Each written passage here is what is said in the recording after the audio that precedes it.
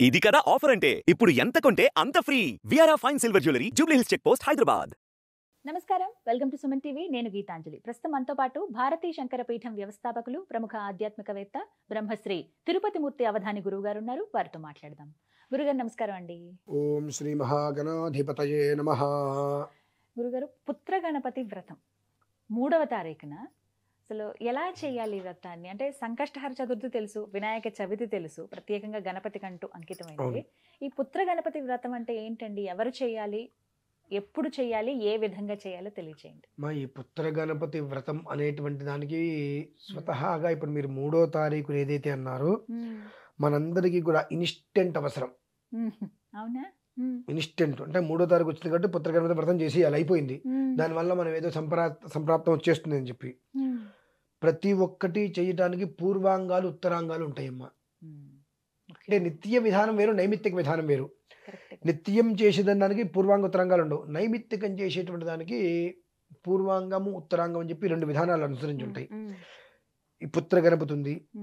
ఈ పుత్ర గణపతి వ్రతం చేయటం వల్ల మనకు సంప్రాప్తించేది ఏమిటి అన్నట్టు కేవలం మనం ఒక సంతానం అని అనుకుంటాం. ఎందుకంటే ఆ పేరులో అలా ఉంది కాబట్టి అలా అనుకుంటాం. పుత్ర పౌత్ర ప్రవర్ధనం అంటే వృద్ధి చెందటం అంటామమ్మా. వృద్ధి, ప్రతిదానికి వృద్ధి.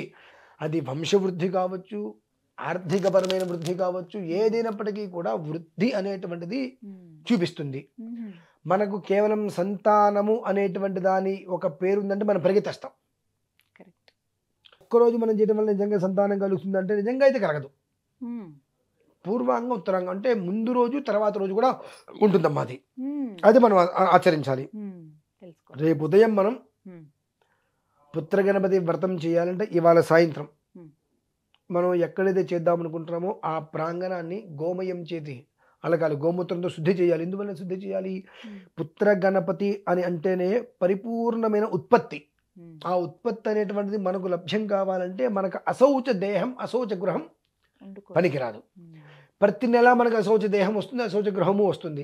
అందులోంచి పూర్తిగా మనం బయటపడలేం. ఎందువల్లంటే ఇప్పుడున్న వాతావరణంలో ఇబ్బంది వచ్చినప్పటికీ కూడా స్నానం చేసి అదే బీరువాలో తీసుకుంటారు, 4 రోజు మళ్ళీ అదే బీరువాలో తీసుకుంటారు. కాబట్టి అది రొటేషన్ అవుతూనే ఉంటుంది. దాని నుంచి ఆ ఒక్క పుత్ర గణపతి వ్రతం చేయాలి అంటే వృద్ధికి అన్నీ కూడా శుచిగా ఉండాలి కనుక పూర్వరాత్రం అంటే ముందు రోజు, ఆ ముందు రోజు సాయంత్రం చక్కగా గోపంచకం తీసుకొచ్చి పసుపు నీళ్ళతో ఇల్లంతా శుద్ధి చేసుకొని ఉదక శాంతి చేసుకోవాలమ్మా.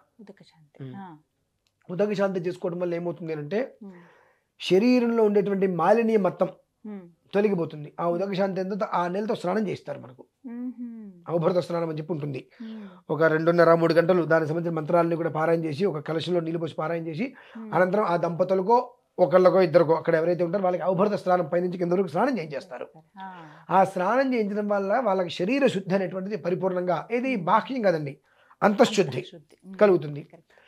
ఆ రాత్రి కొంచెం మంత్రానుష్ఠానం చేసి భోజనం చేయకుండా ఉపవాస దీక్షంగా కాస్త అల్పాహారం తీసుకొని ఉండాలి. ఉండి ఆ ఒక పుత్ర గణపతికి సంబంధించినటువంటి కలశ స్థాపన చేసి కొన్ని ఆరాధనలు, ఈ పుత్ర గణపతితో పాటుగా అష్టగణపతులు ఉంటారమ్మా.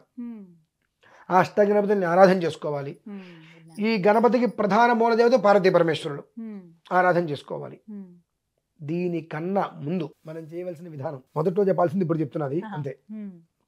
మీరు ఈ విధానాన్ని ఆచరించే ముందు ఇంట్లో ఎప్పుడైతే ఉదక శాంతి పూర్తి అయిపోయి శరీర శుద్ధి అయిపోయిందో ఆ తర్వాత మీరు పుత్ర గణపతి కలశం పెట్టడానికి ముందు తల్లిదండ్రులకి పాదపూజ చేయాలి. మనల్ని కన్నా తల్లిదండ్రులకి పాదపూజ చేసి వాళ్ళ అనుమతి తీసుకొని అప్పుడు ప్రారంభం చేసుకోవాలి. ప్రారంభం చేసుకున్నంతసేపు కూడా ఆ పుత్ర గణపతిని అక్కడ పెట్టిన తర్వాత ఆ గణపతికి తల్లిదండ్రిగా మన తల్లిదండ్రులే పార్వతీ పరమేశ్వర స్థానంలో ఉంచుకోవాలి. మరి అది అంత కష్టమైన విషయమే కదా. అంటే ఇవాళ రోజుల్లో మా నాన్నగారిని చెప్పుకోవడానికి సిగ్గుపడుతున్నారు. అంటే వేరే కాదు, గొప్పగా చెప్పుకోవాలంటే ఆయన చెప్పుకునేది ఏంట్లే అని అనుకుంటారు. అటువంటిది అక్కడ కూర్చొని వాళ్ళకి ఆరాధన చేసుకోవాలి, కాళ్ళకి చక్కగా పసుపు రాసి ఆరాధన పెట్టి పాదపూజ చేసుకుంటే ఎవరు చేస్తారు? చేయరు. మర్నాడు ఉదయం, ఇవాళ రాత్రి ఇవన్నీ తరుగు చేసుకున్న తర్వాత మర్నాడు ఉదయం సూర్యోదయంలో మరల స్నానం చేసుకొని ఆ పుత్ర గణపతి ఆరాధనలు, చిన్న పాశుపత మంత్ర హోమం ఉంటుంది, అది పూర్తి చేసుకున్న తర్వాత ఆ రాత్రి తెల్లవారులు కూడా వాళ్ళు అదే రకంగా 1, 2, 3 అంటే రాత్రి త్రయం రాత్రిద్వయం ప్రాతత్రయం త్రయం. అంటే 2 రాత్రులు 3 ఉదయాలు, ముందు రాత్రి ఈ రాత్రి మర్నాడు ఉదయం, ఈ 3 రోజులు కూడా వాళ్ళు ఒక రకమైన దీక్షా నియమాన్ని పాటించాలమ్మా. మంచం మీద కూర్చోకపోవటం, అయినంత వరకు చాప వేసుకొని కూర్చోవటము, అలా కొంత దీక్షను పాటించినట్లయితే ఆ దీక్ష ఫలితం అనేటువంటిది సంతానం కోసం పుత్రగణపతి ఆరాధన చేసేవా 3వ నెలలో అమ్మాయి కన్సీవ్ అవుతుందమ్మా. విధానం ఉంటుంది, మన ఇష్టం వచ్చి పద్ధతిని ఖచ్చితంగా పాటించాలి. నేనేదో చేసేస్తాను, పుత్రగణపతి ఆరాధన చేశాను, నాకు సంతానం కలగలేదంటే ఎందుకు కలుగుతుంది? దానికి ఒక విధానం చెప్పబడి ఉన్నది.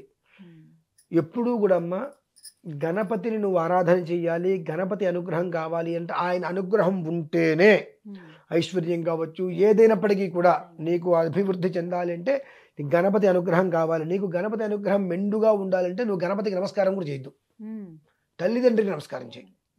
ఆయన పాటించిన పద్ధతే. వాళ్ళకి నువ్వు తల్లిదండ్రికి నమస్కారం చేశావా, నీ దగ్గర లేదు అనే పదం లేకుండా ఆయనే వచ్చి పట్టుకుని నిలబడతాడు. ఇట్లా ఎవరు వస్తారు రాని నేను చూస్తానని చెప్పి. నువ్వు తల్లిదండ్రులను కాదని చెప్పి నువ్వు 10,000 పెట్టి పూజ చేయి, నాకు సంబంధం ఏముంది? నువ్వు చేసుకుంటున్నావు, నీ అవసరమే నువ్వు చేసుకుంటున్నావు. కానీ నిన్ను కన్న వాళ్ళకి నువ్వేం చేసావు? నువ్వు కన్న వాళ్ళ కోసం నువ్వు ఆలోచిస్తున్నావు, నిన్ను కన్న వాళ్ళకి నువ్వేం చేసావు? కాబట్టి నాకు అవసరం లేదు అని నేను అసలు రాయిలాగా అలా ఉండిపోతాడమ్మా. మరి ఉన్నాయమ్మా, నువ్వు ప్రతిదానికి చేసినా చేయకపోయినా ఈ పుత్ర గణపతి అంటే ఏమిటి? లక్ష్మీ గణపతి అంటే మనం అబ్బో డబ్బు వచ్చేసింది అనుకుంటాం. ఆ లక్ష్మీ అమ్మవారు గణపతి కలిసి ఉండేటువంటి దానిలో మంత్ర ద్వయం అదంతా, ఆ మంత్ర విధానాన్ని అనుసరించి ఉంటుంది. అలానే పుత్ర గణపతి అంటే నిరవధికంగా వృద్ధి చేసేటువంటిది.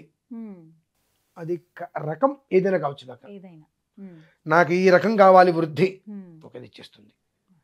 అంటే ఒక్క మాటగా చెప్పాలంటే ఈ జన్మకి నీకు సంతానం కలగదు అని డాక్టర్ సర్టిఫికెట్ ఇస్తే కల్పసూత్ర విహితానుసారంగా పుత్ర గణపతి యొక్క ఆరాధన చేస్తే సంతానం కలుగుతుందమ్మా. ఇది కాదు అంటే నేను వైదిక మానేయగలుగుతా కూడా. సుమారు ఏంటంటే 8 మంది చేత నేను ఇది నిర్వర్తించడం జరిగింది. నేను చూసా ప్రత్యక్షంగా. నా నియమాలు నాకు కాస్త ఛాదస్తం ఎక్కువ, ఇలానే చెయ్యాలి. అది కూడా ఎట్లా, నీ తల్లిదండ్రుల అనుమతి తీసుకో. నువ్వు నిర్ణయం తీసుకొని తల్లిదండ్రుల అనుమతి తీసుకోవద్దు. నేను ఇలా చేద్దాం అనుకుంటున్నాను, వాళ్ళ అనుమతి తీసుకొని అప్పుడు నాతో వచ్చి నువ్వు మాట్లాడు. అందుకు ఈ నియమాలు నువ్వు అనుసరిస్తే నేను నీకు చెప్పింది అక్షరాల నువ్వు సత్యం కలుగుతుంది. పాపం చేశారు, 8 మందికి చక్కగా కలిగింది. చెయ్యటం లోపం ఉంటుందమ్మా, చేస్తే వచ్చే ఫలితంలో ఎప్పుడు లోపం రాదు.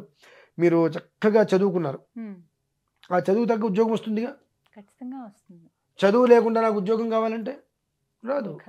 నేను ఏదో చదువుకున్నాను, నేను 10th చదివానండి, నాకు అక్కడ ఉద్యోగం కావాలంటే ఎలా వస్తుంది? ఆ 10th ఉద్యోగమే వస్తుంది. నేను ఇంటర్ పాస్ అయ్యండి, నీకు క్లర్క్ పోస్ట్ వచ్చింది బ్యాంకులో. నీకు క్లర్క్ పోస్ట్ వచ్చిన 30 ఏళ్ళకి నువ్వు పొజిషన్కి వెళ్తుంటే చదువుకుని ఎగ్జామ్స్ రాస్తేనే కదా. అట్లా రాకుండా నీకు క్లర్క్ పోస్ట్ వచ్చిందో ప్రమోషన్ మీద వెళ్తావా? అంటే నువ్వు ఏ రకంగా నువ్వు ఆరాధించావో ఆ విధానాన్ని ఉంటుంది, ఆ ఫలితాన్ని అనుగ్రహించేస్తాడు. ఆయన అనుగ్రహించడం తేలిగ్గా అనుగ్రహిస్తాడు, నువ్వు అడగడం ఎలా అడిగావని చూస్తాడు. నీ సిద్ధి బుద్ధి అంటారు కదండి, ఆయన భార్యలు అంటూ ఉంటారు మన వాళ్ళు. సిద్ధి బుద్ధి అనేటువంటిది నీ బుద్ధి ఏ రకంగా అయితే ఉంటుందో ఆ రకంగా నీకు సిద్ధి కలుగుతుంది. దానికి మనం సిద్ధి బుద్ధి సమేత వరసిద్ధి విఘ్నేశ్వర సమేత అంటుంటాం ఆయన భార్య పేరులో అని చెప్పి.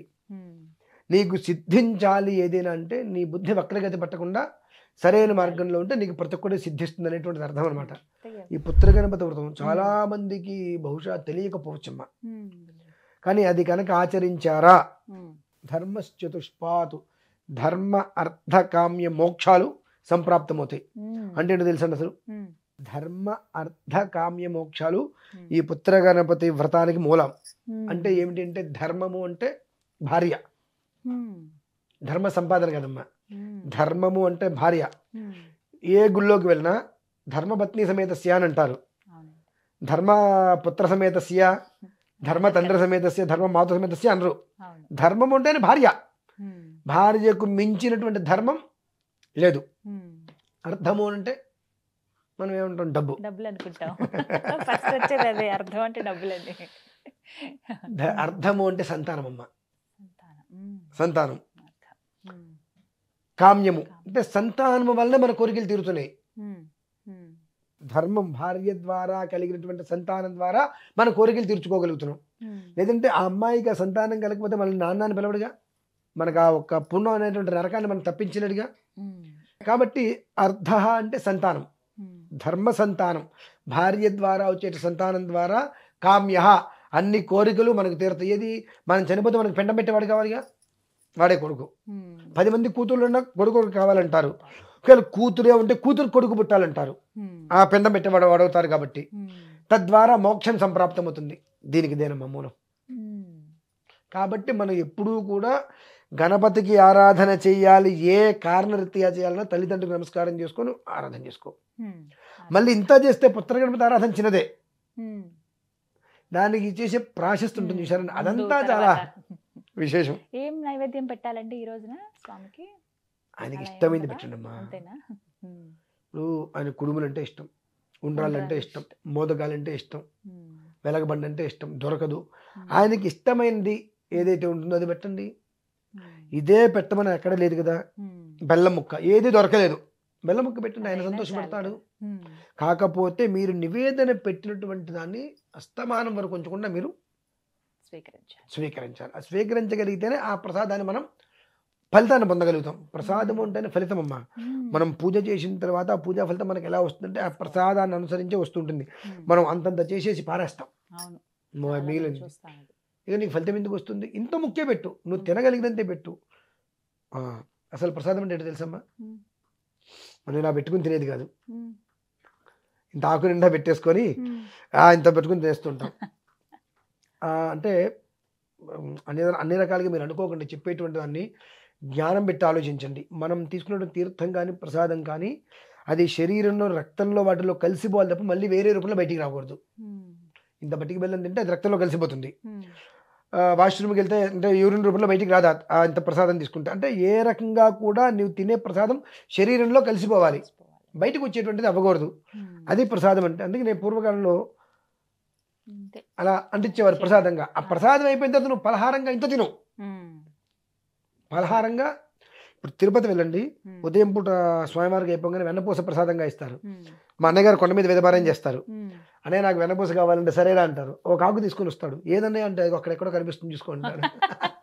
అది అలా అలా అలా అంటే ఏదో అంత అంటే ఏంటంటే ఆ ఇచ్చిన ప్రసాదం మన ఒంట్లో కానీ మన శరీరంలో కానీ నోట్లో కానీ వేసుకుంటే ఏ రకంగానూ కూడా బయటికి రాకుండా లోపల అది పూర్తిగా ఇదైపోవాలి. దాన్నే ప్రసాదం అంటారు. తర్వాత నువ్వు ఇంత తిని లడ్డూలు అదేం లేదు. అంటే అది స్వామివారి దగ్గరికి వెళ్తుందిగా. స్వామివారి దగ్గర చూపించిన ప్రసాదం వేరు, అమ్మేటువంటిది వేరు. కాబట్టి ఆ ప్రసాదం అనేటువంటిది ఏదైనా పెట్టుకో, ప్రసాదంగా ఇంత తిను, ఆ పలహారంగా తర్వాత ప్లేట్లో పెట్టుకొని ఇష్టం ఇంత తిను. ఆ విధానాన్ని అనుసరించే ధర్మార్థ కామ్య మోక్షాలకు మూలంగా ఈ పుత్ర గణపతి ఆరాధన ఉంది. కాబట్టి ఆరాధన చిన్నదే, కానీ దానికి మనం చేసేటువంటిది మాత్రం శారీరక శ్రమ 3 రోజులు ఉంటుందమ్మా. ముందు రోజు సాయంత్రం, ఆ రోజు మర్నాడు మధ్యాహ్నం వరకు ఆ శ్రమ మనకు తప్పదు. మర్నాడు మధ్యాహ్నం మళ్ళీ తల్లిదండ్రులు కడుపున భోజనం పెట్టిన తర్వాత అది పూర్తవుతుంది. ఆ గంటలో నేను కూర్చుంటా అంటే అవ్వదమ్మా. కాబట్టి దానికి ఆ శ్రమకి తగ్గట్టుగా కూర్చుంటే ఫలితం కూడా దానికి తగ్గట్టుగానే లభ్యమవుతుంది. సంవత్సరానికి ఒక్కసారేనా అండి ఈ వ్రతం? సంవత్సరానికి ఒకసారి అంటే అయితే దీంట్లో కొంతమంది ఏం చేస్తారంటే అమ్మా, ఈ చవితి నుంచి మొదలు పెట్టుకొని మేము 11 సార్లు చేసుకుంటాం, 5 సార్లు చేసుకుంటాం పెట్టుకుంటారు. ఏంటి ఉపయోగం? పెట్టుకున్న ప్రతిసారి ఇట్లా చేయట్లేదు, ఒక్కసారి చేయి, ఇలానే చేయి పద్ధతులు అనుసరించి. నేను 11 వారాలు పెట్టుకుని 11 చవితులు నేను పెట్టుకుంటానండి ప్రతి నెల. నువ్వు ఏ పని చేయలేవుగా. 3 రోజులు నీకు సెలవు దొరకదు. ముందు గడప దాటకూడదు కదండి. 3 రోజులు కూడా దీక్షాబద్ధుడు అంటే గడప దాటకూడదు, నీకు సెలవు దొరకదు. కనుక చేసినట్టు ఒక్కరోజైనా ఒక్కసారి అయినప్పటికీ కూడా త్రయాన్నిక దీక్షగా చేసుకో. అదే నీకు నీ వంశానికి వృద్ధి కలుగుతుంది. చాలా చక్కగా వివరించారు గురుగారు. నమస్కారం అండి.